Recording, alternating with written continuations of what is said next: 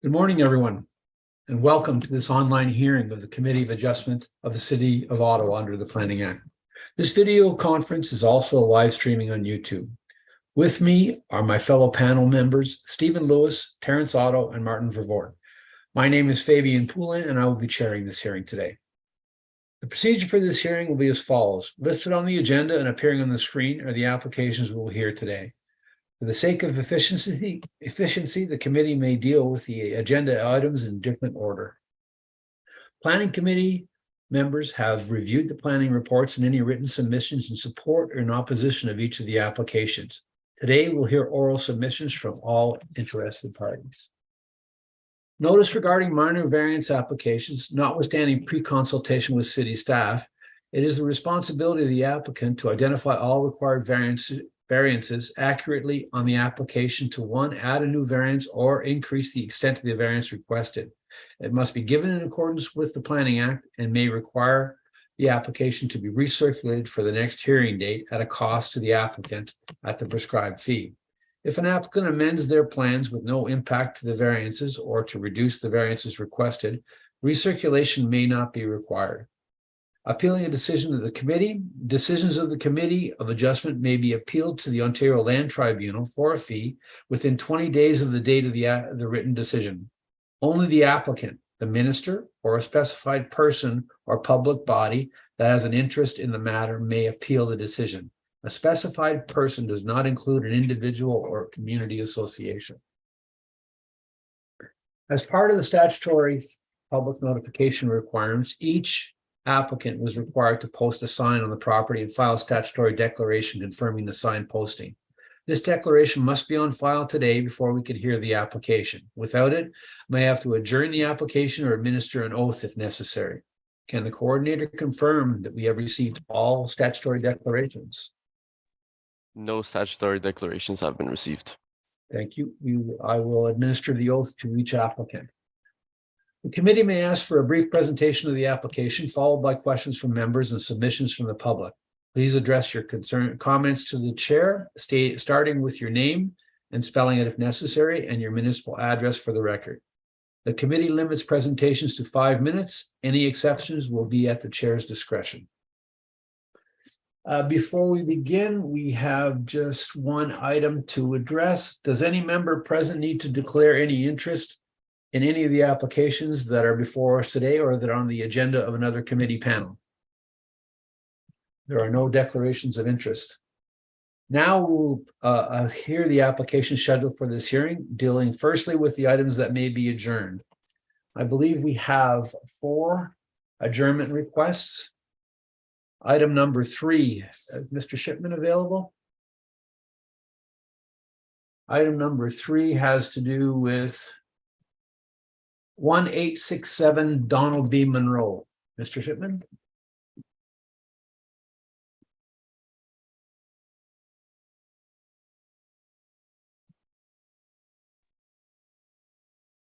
Good morning, Mr. Shipman. Good morning, Mr. Chair. I understand you would like to have this application adjourned. Thank you, Mr. Chair. Late yesterday, we received an additional proposed condition in the planning report, condition number 8. It relates to the shed on the severed parcel and building code. I presume that's fire code separation concerns that have been raised by planning. As you know, there's the retained land here will be rezoned so that a residential building cannot be situated on the retained parcel, but I presume an accessory farm building could, hence perhaps the concern from planning.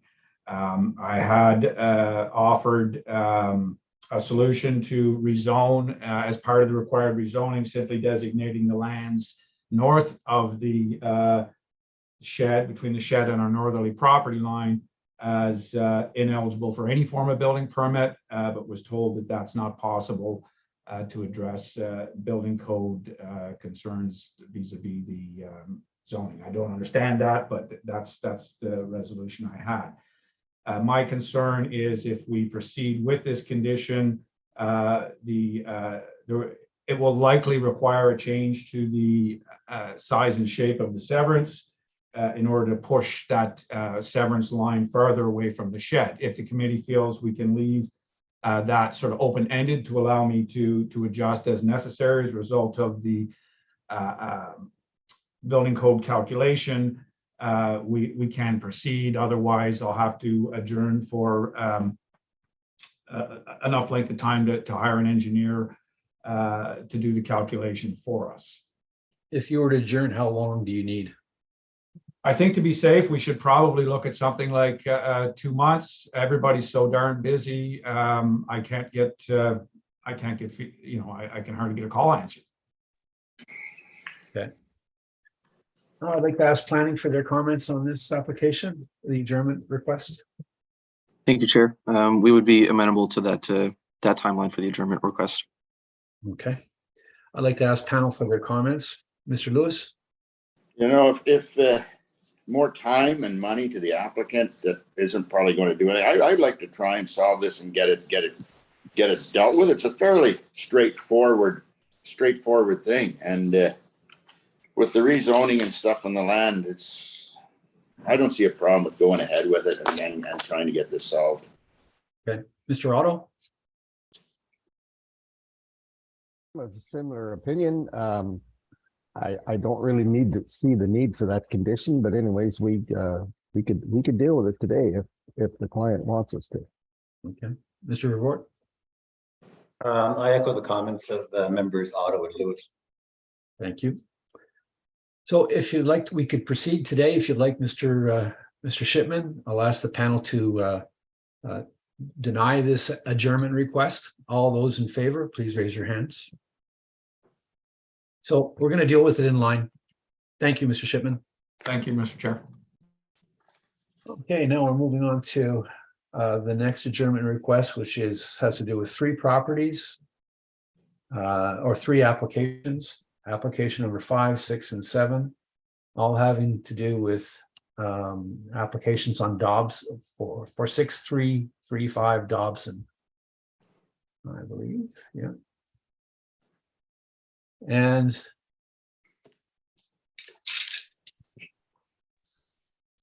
the applicant is Adam Thompson. Mr. Thompson, are you available? Morning. Yes, Mr. Chair, I'm here. So I noticed that this application has been adjourned several times. How many times have we had this adjournment? This, unfortunately, Mr. Chair, this would be the 4th adjournment request, the first on our behalf, second on the city's behalf, and the 3rd also on our behalf. The issues that are outstanding are dealing with clergy, and we have actually on the line with today is Carolina Campos from Gowlings, who is here also representing our client on the clergy matter. Gowlings just as of Monday submitted a response to the city's latest legal letter out of legal services. And we're hoping that we'd be able to get a response from legal on that legal matter dealing with clergy before this matter is heard. Okay. When do you want to have it adjourned to? We're hoping that we get a response from legal. I think the last time around it was about 2 to 3 weeks. So we're hoping that by June 6th, we'd be in a position or have a response from legal. If necessary, we could move it as well, perhaps to a later meeting to give legal some more time. I'm not sure if anybody from legal is on the line to speak to their timelines, but we'd be comfortable with June 6th or into July. Okay. Well, you pick a date because I think this really should be the last time before it goes sine die. Certainly.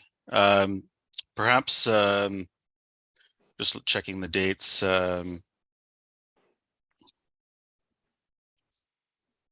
we could move it to July the 4th. Give us 2 months. Okay. Okay, I'd like now to ask the planning department, Mr. Harrigan, if you've got some comments. Thank you. Through you, Mr. Chair, the question right now is which official plan applies, and that's what we've been disputing for a couple months now with a few adjournment requests. The planning department's position has always been to apply the deemed complete date, as that has been consistent with every other application type that we use. So we use the deemed complete date is also consistent with city council when they pass the transition clause. They very specifically note is the deemed complete date determines which official plan policy applies. We have had multiple conversations with the applicant. It has gone up to senior management planners, the policy department, who have all agreed that we use the deemed complete date when determining which official plan applies, because this has been clearly spelled out in our transition policies by city council. This is a direction that city planning has to take. We have also given the legal letters that the applicant provided. We did consult with the legal department to make sure that this policy is accurate and it does stand up under OLT precedents. And we've provided verbal comments to the first legal letter that was provided, and then we provided a legal response and a legal letter to the second letter, and nothing has changed in our position for several months now under all these conversations from different departments and expertise and areas. There is absolutely no circumstance that we would be applying the old official plan in this case, and our legal team has had a chance to look at the most recent letter from Monday, and they've confirmed there is nothing further to discuss here. With everything that we have gone through, all of our policies, transition policies, interpretations of the clergy principle from legal services, everything points to using the new official plan. So at this point, if they would like to do an adjournment, I believe an adjournment sine die is appropriate. Thank you, Mr. Harrigan. I'd like to ask the panel for their comments. Mr. Vervoort. I believe Ms. Campos has a comment she'd like to make first. Oh, I just saw your hand up there. Please, Ms. Campos, go ahead. Thank you. Good morning. My name is Carolina Campos. I'm counsel for the applicants in this matter, and I think it might be helpful to just outline briefly some background on this dispute and on the clergy principle. I appreciate Mr. Harrigan's comments, but we don't feel that fulsomely describes the issues here with respect to this application. So the clergy principle applies to this matter. We don't understand there to be a dispute on this issue with respect to the comments in Mr. Schramm's letter from the city. The crux of the matter is really with respect to differing interpretations around what constitutes a complete application. And this is driving the contrary opinions on whether or not the city's new official plan is applicable. By virtue of the date the applications were originally submitted, being July 15th, 2022, the appropriate policy framework would be under the city's old official plan. The city's new official plan only came into effect on November 4th, 2022. So it was not in effect on the date the applications were submitted. The clergy principle is a long-standing doctrine applied by the Ontario Land Tribunal. It provides that applications are to be evaluated on the basis of the laws and policies as they existed on the date an application was made. And the rationale behind this principle is that fairness requires that the law and policies are not applied retroactively. This prevents policies from becoming a moving target, and it lends some certainty to the land use planning process. There are a number of cases that enshrine this principle. I would be happy to provide references to those if it would be of assistance. However, again, based on our reading of Mr. Schramm's letter, we don't understand the application of the clergy principle to be in dispute. The real issue relates to when the applications were made. The city is relying upon extremely minor edits that were made upon request from the committee to the original applications and sketches. From the original submission in July until the last one on November 7th, there have only been minor editing style revisions.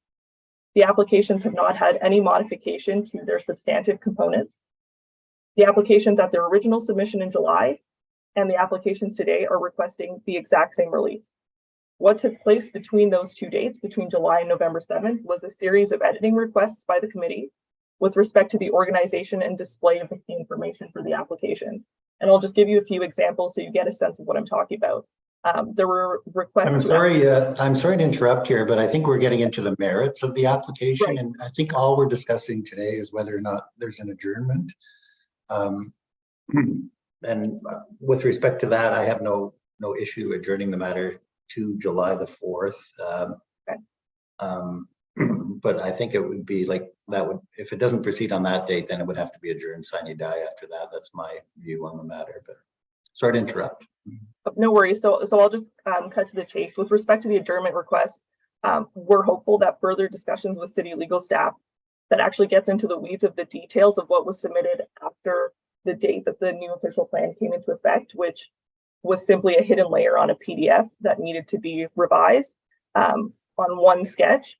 So it's we think very clear what the result would be on clergy. We think further discussions, getting into the weeds of that would be beneficial, and the adjournment would allow us to do that. And it would also give the city the benefit of having some time to submit a planning analysis that deals with the appropriate policy framework in place. So those would be our submissions, and we do think the adjournment to July 4th would be of assistance. Thank you. Mr. Harrigan? Thank you. Through you, Mr. Chair, the legal department will not be providing any additional comments or discussions. They've made their position firm by this point. There was nothing further for us to discuss. They provided their legal interpretation of the clergy principle, provided additional case studies as well. Everything here in our policy framework, everything to this says that the new official plan policy applies. And even if they were to use the date that the first document was submitted, July 14th, we still have to discuss the transition policy passed by City Council, which says that the more restrictive policies should be applied. At this point, there's nothing further for us to discuss. We've already had multiple meetings from different members of different departments, legal services. There's nothing further for us to discuss. Thank you. I'd like to ask panel members then for their comments. Mr. Vervoort?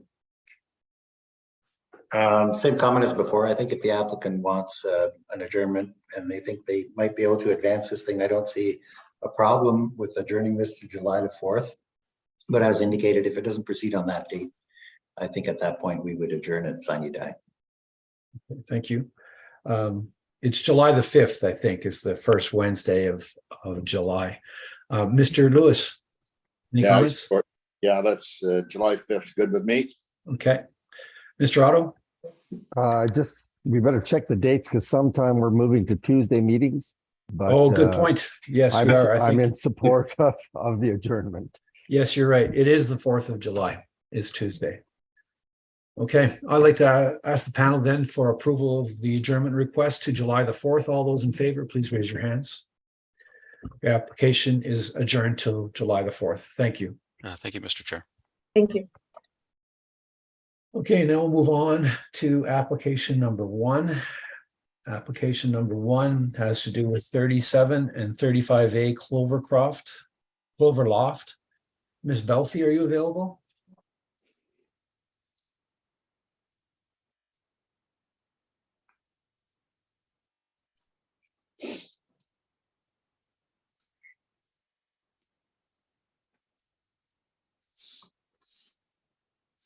Ms. Belfi, are you available? There you are. You're muted, Ms. Belfi. There. Good morning. Good morning. Sorry about that. That's okay. I'd like to administer the oath concerning the sign posting on the property. Can you take that oath this morning? Yes, I can. You solemnly swear or affirm that the notice provided by the committee was posted at the property to which the application applies for the prescribed number of days before the hearing, as instructed, and was clearly visible and legible during that time. Do you swear? Yes, I swear. I note for the committee that planning department has no concerns. Conservation Authority does not object, and there are no conditions associated with this application. I'd like to ask planning, Mr. Graham, for comments, please. Thank you, Chair. This application was required to create an easement for the shared driveway access from a previous application.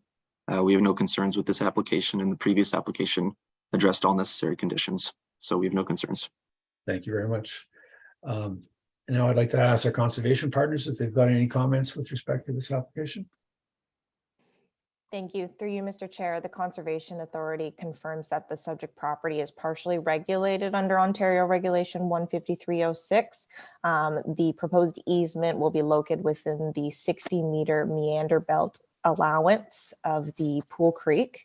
Any development on the easement should be directed outside of the meander belt allowance, but we have no concerns with this proposal. Thank you very much.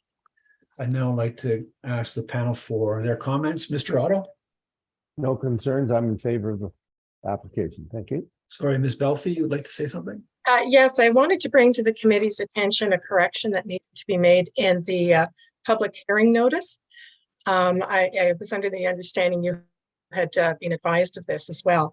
On the second paragraph on page 2 of the notice, it correctly describes the easements lands as being on part 9. However, the dimensions and area provided in the notice are for the entire parcel at 35A Cloverloft.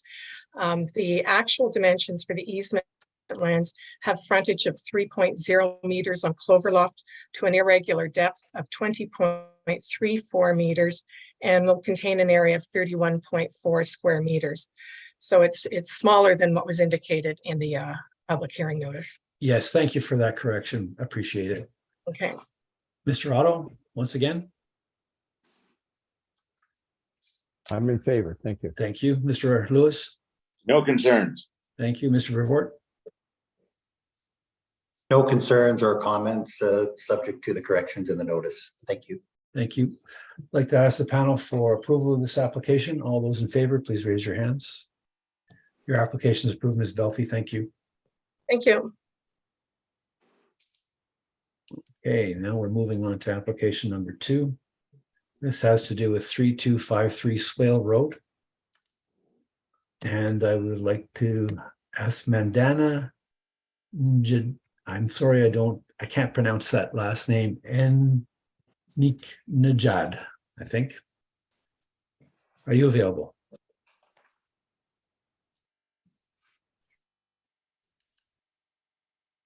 I see Ahmad Najad. You're muted.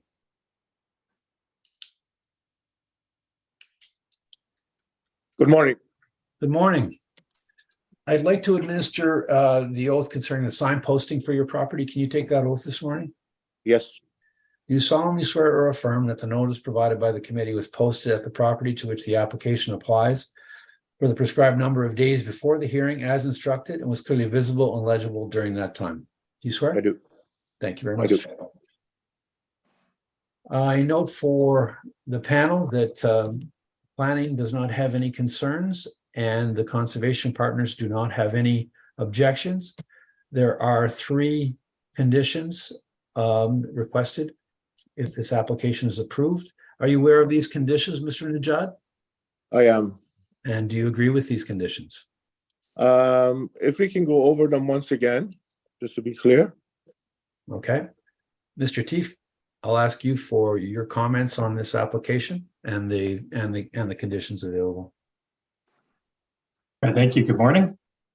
So for this application, planning generally does not have any concerns here. Typically, we would require an EIS, but in this case, we have determined that there won't really be any physical changes to the property that warrant this, so we will not be requiring an EIS here. The rest of the conditions are more or less our standard conditions for rural severances. So we're just asking for a notice on title to be placed on the quality of the groundwater, and for a road widening, and for proof that the lands have indeed been severed.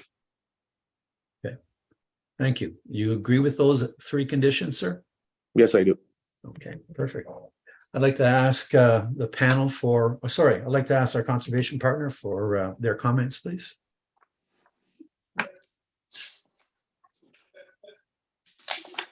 Okay.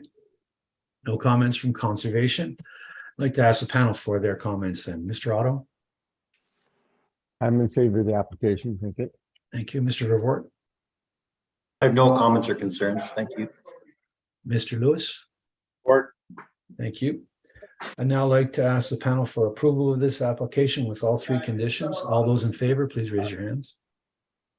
Your application is approved, Mr. Jad. Thank you very much. Thank you very much. Have a good day. Thank you. Now moving on to application number 3. This has to do with 1867 Donald B. Munro. Mr. Shipman, are you available?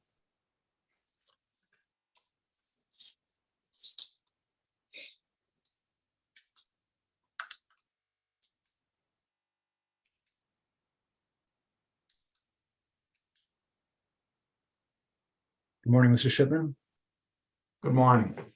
Are you able to take the oath concerning the sign posting on the property? I am. You solemnly swear or affirm that the notice provided by the committee was posted at the property to which the application applies for the prescribed number of days before the hearing, as instructed, and was clearly visible and legible during that time? You swear? I do. Thank you, sir.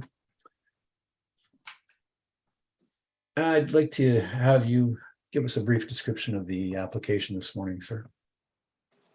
Thank you, Mr. Chair. This is a fairly standard surplus farm dwelling severance, although the lot with the surplus farm and accessory farm dwelling and accessory buildings is fairly large in this case at 4 hectares. There is no loss of agricultural land in that the additional land encompassed in the severance includes the forested area and the creek, which is not suitable for farming, obviously. There's a secondary application that goes along with this, just simply to provide for an easement to the severed parcel for the overhead hydro service that comes through the farm proper. So in the interest of leaving that land with the farm, we've just applied for a secondary application to give us an easement to protect those service poles, etc., servicing the lot. Other than that, I think that's a sort of a general overview. The retained parcel will remain vacant farmland, and it's acknowledged by the applicant that a rezoning would be required for the retained parcel to prohibit residential development. Thank you, sir. You're aware of all 8 conditions on this application? I am, Mr. Chair. And do you agree with all 8? Mr. Chair, if perhaps we could address condition 8 first, that we spoke about at the adjournment stage. This is sort of an odd condition in that the retained farmland will remain vacant. There'll be no residential development on it. There is about 60 meters between the shed in question and the northerly boundary of the retained parcel.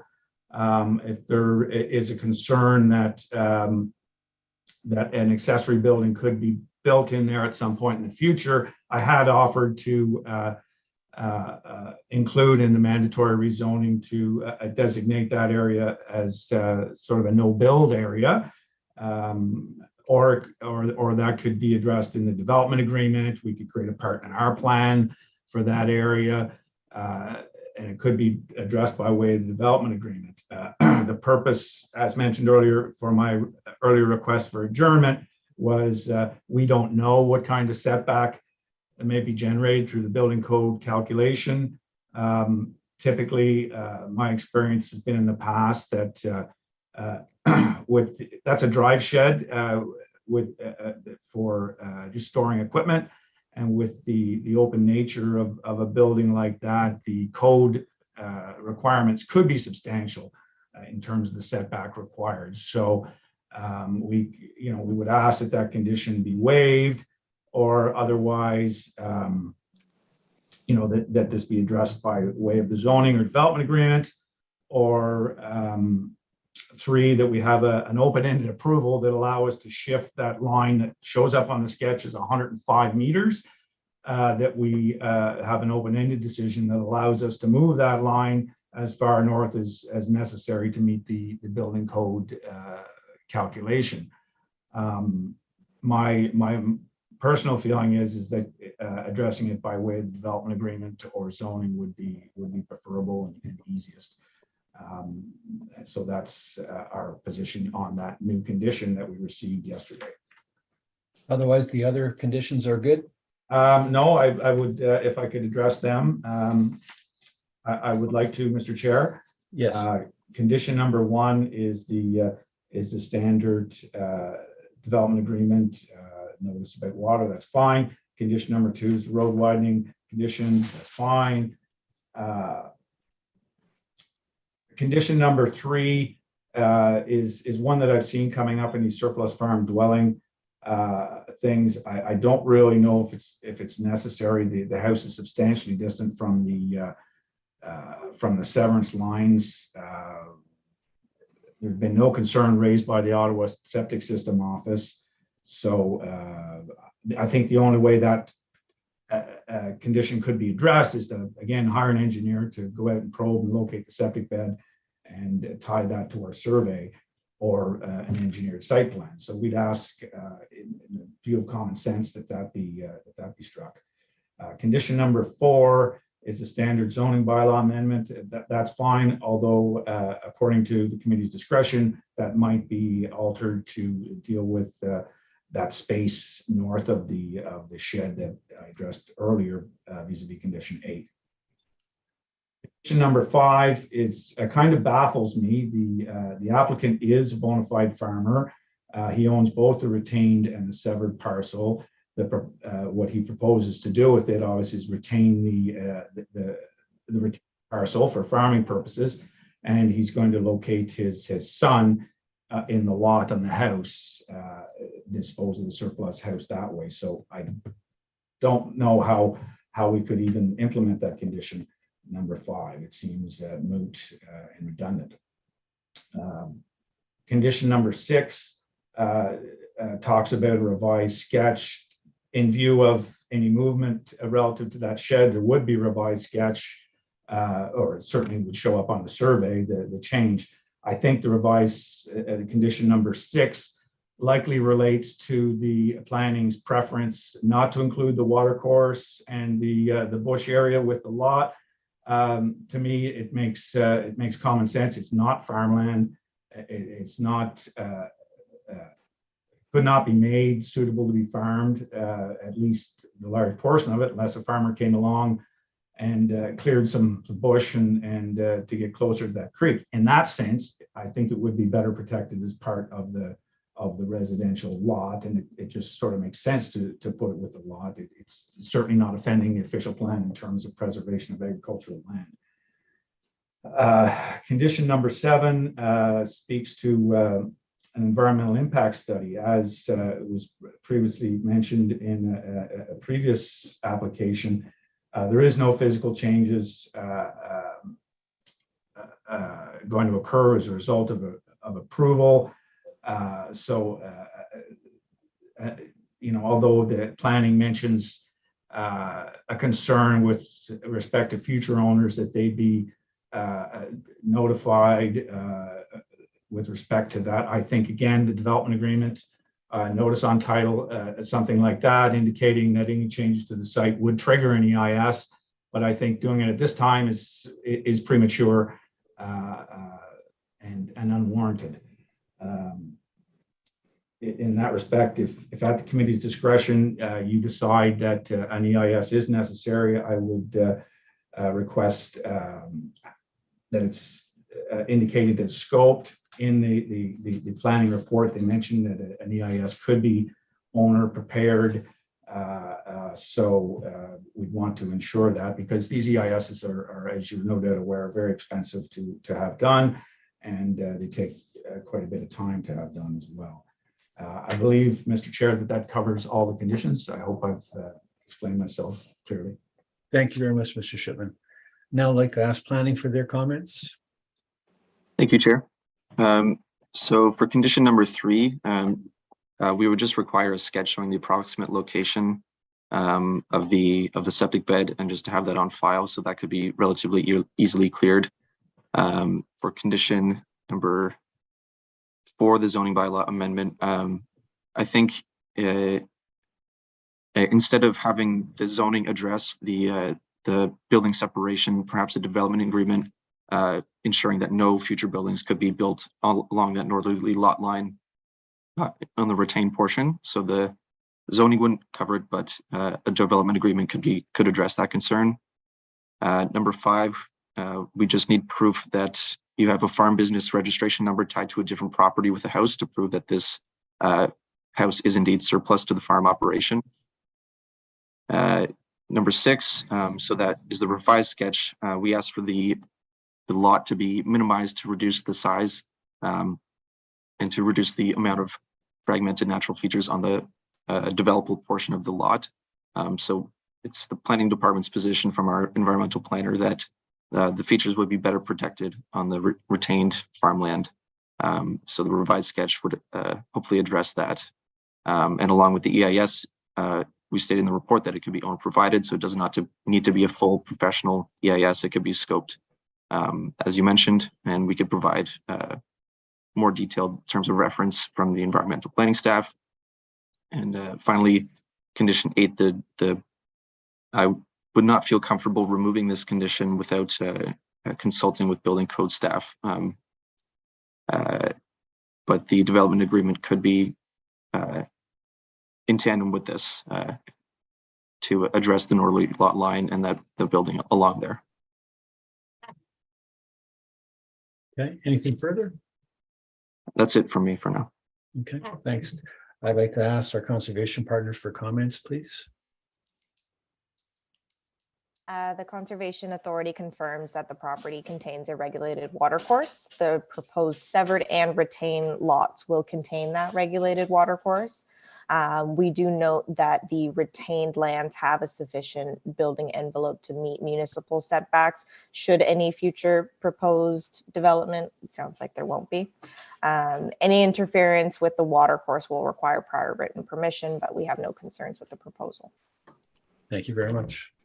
And now I'd like to ask the panel for their questions or comments. Mr. Lewis.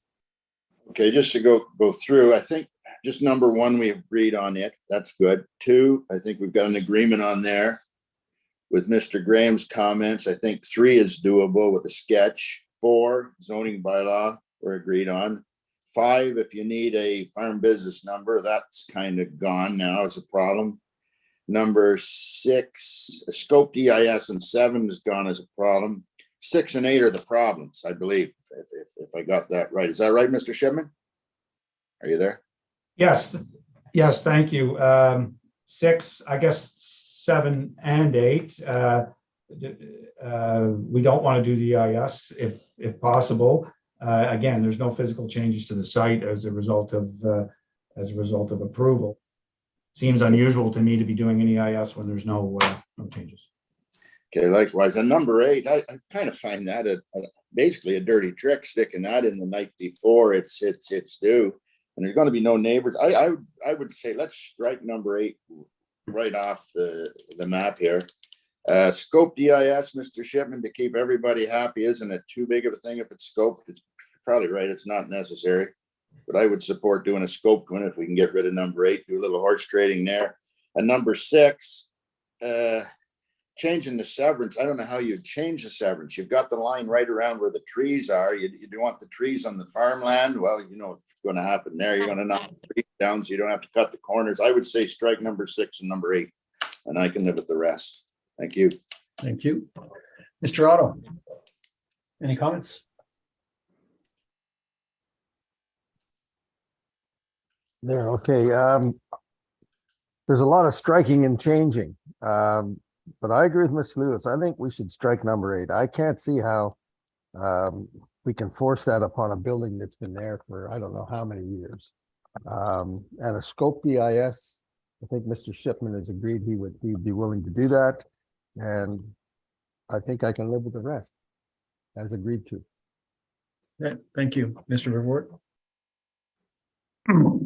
Firstly, with respect to the lot configuration, in this particular case, I agree with Mr. Shipman's comments. I don't think having a larger severed lot for the farmhouse has any impact whatsoever on the agricultural lands.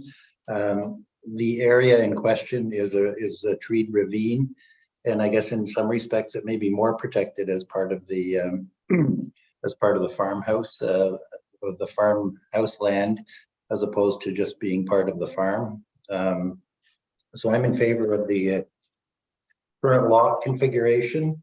With respect to number 6 and number 8, I don't think number 6 would be required. I don't think the severance sketch has to be revised.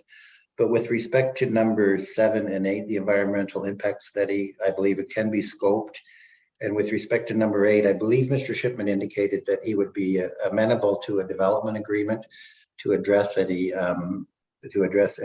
limiting distance issues.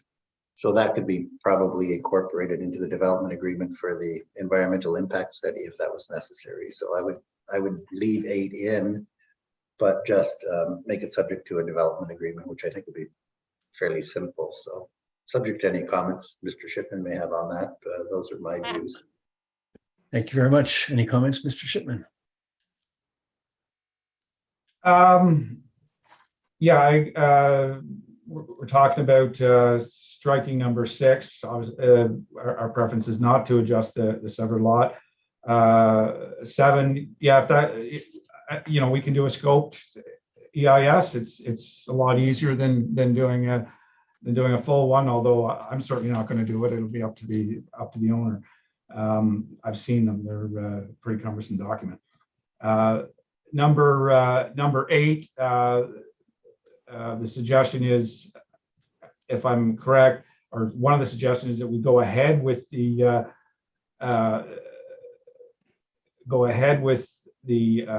engineer study or whatever it is to generate the fire code setback. I think a development agreement just prohibiting any structures north of that shed would accomplish the same goal and save us from having to go to an engineer or an architect to get that study done. So that should resolve planning concerns. We can create a partner reference plan there as well if necessary. It's easy enough. So I would ask that be dealt with by way of development agreement on the retained land. Okay. I would be fine with that approach. I think that's a simple way to do it and the best result. Okay. So I would like to now ask the panel for approval of this application with changes. We're striking condition number 6, modifying condition number 7 to a scoped EIS, leaving number 8, but it will be subject to a development agreement, prohibiting any structures north of the lot line. I would like to ask the panel for approval of that application with those changes. All those in favor, please raise your hands. Reluctantly with number 8. Understood. Thank you. Thank you. Your application is approved with those changes, Mr. Shipman. Thank you very much, Mr. Chair. You're welcome. Okay, on to application number 4. Application number 4 has to do with 3241 White Spruce. And I'm looking for Dave and Lynn Whitehead. Are you available? Mr. or Mrs. Whitehead? Good morning. Good morning, Mr. Chair. Good morning, Mr. Chair and panelists. Good morning. I'd like to administer an oath concerning the signposting of the property. Can you take that oath this morning? Yes. I just need one person. Okay. Sure. Do you solemnly swear or affirm that the notice provided by the committee was posted at the property to which the application applies for the prescribed number of days before the hearing as instructed and was clearly visible and legible during that time? Do you swear? I do swear. Thank you. I note for the panel that Planning Services has no concerns, as well as Conservation Authority has no concerns, and there are no conditions to this application. I'd like to ask the Planning Department for their comments, please. Mr. Tieft. Thank you, Mr. Chair. We don't see this as adding a significant amount to the lot coverage for accessory structures, and we otherwise have no concerns. Thank you very much. Our conservation partners, can I ask for your comments?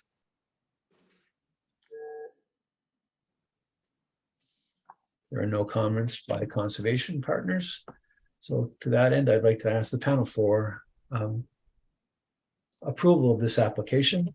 All those in favor, please raise your hands. Your application is approved, Mr. and Mrs. Whitehead. Thank you very much. Thank you very much. I believe that concludes our hearing for today. Thank you very much, everyone, for your help. And we may or may not see you in a couple of weeks.